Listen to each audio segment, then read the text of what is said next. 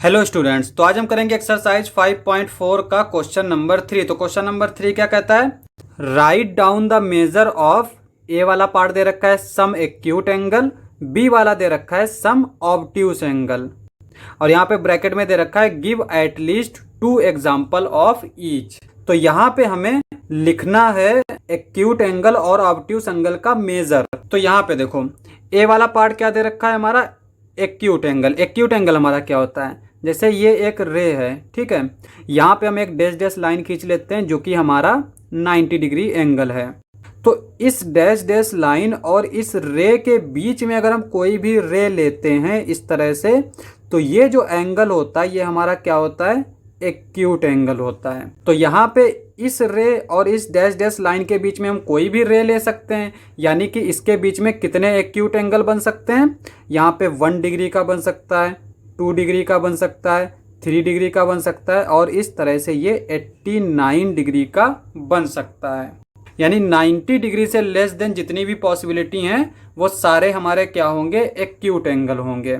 तो यहाँ पर से हमें कोई भी 2 नंबर उठा लेना है तो वही हमारे एग्जाम्पल हो जाएंगे। तो यहाँ पे ए के लिए हमने 2 एग्जाम्पल ले लिए। एक ले लिया हमने 30 डिग्री, एक ले लिया हमने 60 डिग्री। अब बी वाला पार्ट देखो, बी वाला पार्ट कहता है सम ऑब्ट्यूस एंगल। ऑब्ट्यूस एंगल हमारा क्या होता है?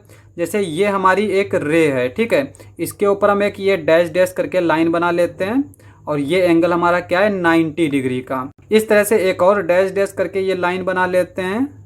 यहाँ पे ये वाला एंगल क्या है? ये भी हमारा 90 डिग्री का है। तो यहाँ पे इस डैश डैश लाइन और इस डैश डैश लाइन के बीच में अगर हम कोई रे ले रहे हैं इस तरह से, ठीक है, तो ये जो एंगल होगा इस एंगल को बोलेंगे हम ऑब्ट्यूस एंगल। तो यहाँ पे जो ऑब्ट्यूस एंगल होगा वो हमारा क्या होगा? 90 से ज़्यादा होगा और 180 से कम होगा। तो इसके पास कितनी पॉसिबिलिटी है? यहाँ पे देखो, ये 91 डिग्री का जो एंगल होगा वो भी ऑब्ट्यूस होगा क्योंकि 90 से ज़्यादा है, 90 से ज़्यादा होना चाहिए।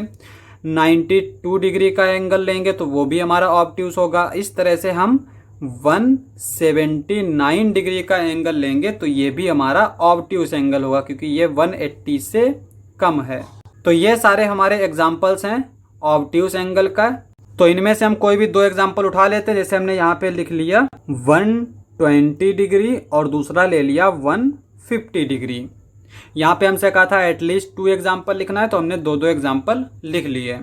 अगर आपको ज़्यादा एग्जाम्पल लिखना है तो हम इनमें से कोई नंबर्स उठा लेते हैं, तो वही सारे हमारे जो हैं वो एक्यूट एंगल और ऑब्ट्यूस एंगल के एग्जाम्पल्स हो जाएंगे। क्वेश्चन समाप्त। नेक्स्ट लेक्चर में करेंगे नेक्स्ट क्वेश्चंस। आज के लिए बस इतना ही।